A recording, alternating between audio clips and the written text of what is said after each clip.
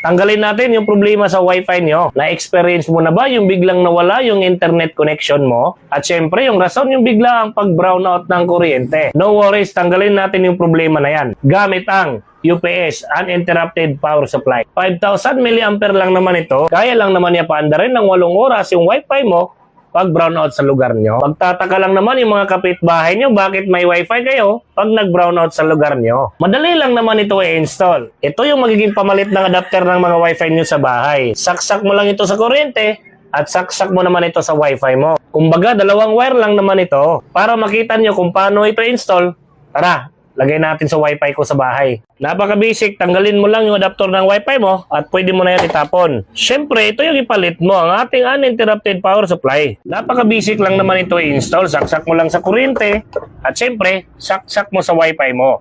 Ganyan lang, napaka-basic. Kahit mag-brownout, patuloy pa rin yung internet connection ng wifi mo sa bahay.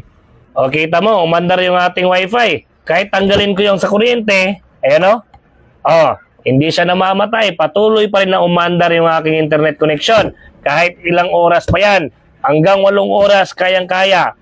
Kung may wifi ka sa bahay mo, huwag ka na mag-alinlangan. Promo sale ngayon. Click mo dyan sa baba para mapunta ka sa shop nila. Bilisan.